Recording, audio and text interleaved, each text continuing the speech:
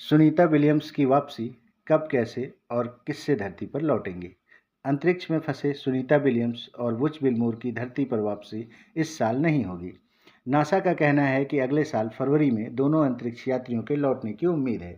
हालांकि इस मिशन में बोइंग के स्टारलाइनर स्पेसक्राफ्ट की जगह उनके कंपटीटर एलन मस्क की कंपनी स्पेस एक्स के क्रू ड्रैगन का इस्तेमाल किया जाएगा। जून महीने में दोनों अंतरिक्ष यात्रियों ने उड़ान भरी थी।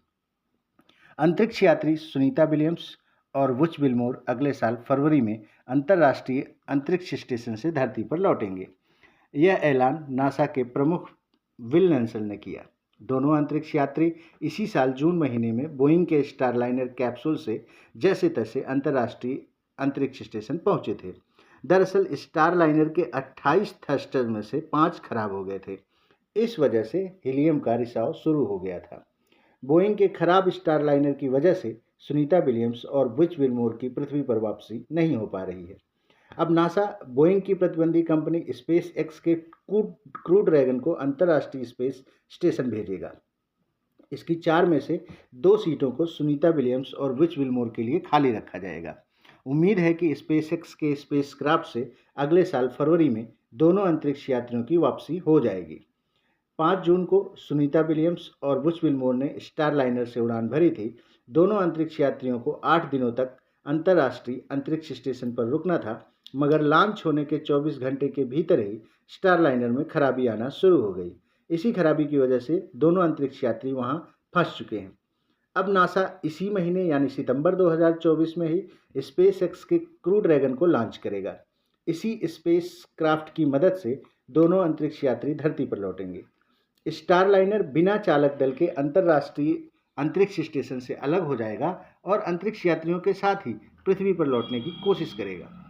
नासा के अधिकारियों ने एक प्रेस कॉन्फ्रेंस में कहा कि वे अभी भी थ्रस्टर डेटा का विश्लेषण कर रहे हैं और कोशिश की जा रही है कि स्टारलाइनर के साथ ही वापसी हो जाए। लेकिन स्टारलाइनर या बोइंग के प्रतिद्वंदी स्पेस एक्स का उपयोग करने के बारे में निर्णय लिया जाना अभी बाकी है। यदि स्टारलाइनर का उपयोग न करने का निर्णय लिया जाता है तो एलन मस्क की कंपनी स्पेस एक्स 24 सितंबर को आईएसएस अंतरिक्ष स्टेशन के लिए अपने निर्धारित क्रू 9 मिशन को सामान्य 4 के बजाय केवल 2 अंतरिक्ष यात्रियों के साथ लॉन्च कर सकती है। ऐसे में क्रू ड्रैगन कैप्सूल फरवरी 2025 में विल्मोर और सुनीता विलियम्स के साथ पृथ्वी पर वापस आ सकेगा। ऐसा होने से बोइंग को काफ़ी बड़ा झटका लग सकता है।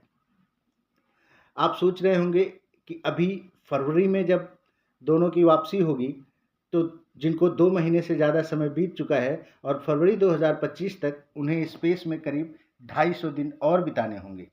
हालांकि नासा ने बताया कि अभी स्पेस में दोनों अंतरिक्ष यात्रियों को कोई खतरा नहीं है। इंटरनेशनल स्पेस स्टेशन में पर्याप्त खाने का स्टॉक है। नासा ने एक बयान में कहा कि इंटरनेशनल स्पेस स्टेशन में वो सब कुछ है जिसकी अंतरिक्ष यात्रियों को ज़रूरत पड़ सकती है। वहाँ खाना, पानी, कपड़े और ऑक्सीजन का पर्याप्त इंतजाम है। अमेरिका की स्पेस एजेंसी ने यह भी कहा कि आईएसएस में रेगुलर रीसप्लाई मिशन भी चलते हैं ताकि वहाँ रह रहे अंतरिक्ष यात्रियों को दिक्कत ना हो।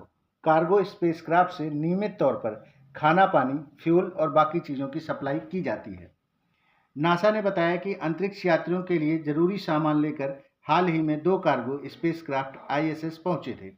इनमें से एक कार्गो में खाना, फ्यूल और दूसरी कार्गो सब में 8,200 पाउंड का सामान था, जबकि एक दूसरा कार्गो 3 टन का सामान लेकर पहुंचा था। आईएसएस में दीवारों पर भी सो सकते हैं अंतरिक्ष यात्री। दरअसल किसी अंतरिक्ष यात्री को ज़्यादा समय तक स्पेस में रहने के लिए यूनिक चीज़ों की ज़रूरत पड़ती है। आईएसएस में जीरो ग्रेविटी की वजह से अंतरिक्ष यात्री फ्लोर, सीलिंग या दीवारों पर कहीं भी सो सकते हैं। सोने के लिए वो स्लीपिंग स्टेशन का इस्तेमाल करते हैं। फ्लोर, सीलिंग और दीवारों पर स्लीपिंग बैग लगे होते हैं जिनमें तकिया अटैच रहता है। वहाँ पर फोन बूथ भी होता है, चार्जिंग पॉइंट भी होता है। आईएसएस से अंतरिक्ष यात्री वीडियो कॉलिंग भी कर सकते हैं, नासा का ऑडियो कॉल या ईमेल भेज सकते हैं। आईएसएस में जिम भी करते हैं अंतरिक्ष यात्री। आईएसएस में जिम भी है। इसे एडवांस रेजिस्टिव एक्सरसाइज डिवाइस कहते हैं। यहाँ अंतरिक्ष यात्री वर्कआउट करते हैं, लेकिन वर्कआउट करते समय वैक्यूम सिलेंडर का इस्तेमाल करना पड़ता है ताकि वजन सिमुलेट हो। आईएसएस में अंतरिक्ष यात्री स्क्वाट, डेडलिफ्ट और बेंच प्रेस कर सकते हैं। इससे अंतरिक्ष यात्रियों का मसल मास और बोन डेंसिटी मेंटेन रहता है। स्पेस में सब्जियां उगा सकती हैं सुनीता विलियम्स। आईएसएस में सुनीता विलियम्स और बुश बिलमोर को वेजिटेबल प्रोडक्शन सिस्टम यानी वेजी गार्डन का भी एक्सेस मिला हुआ है, यानी दोनों फ्रेश सब्जियां उगा सकते हैं। यहाँ तक कि वो स्पेस में पौधे भी लगा रहे हैं जिनसे फूल खिल रहा है।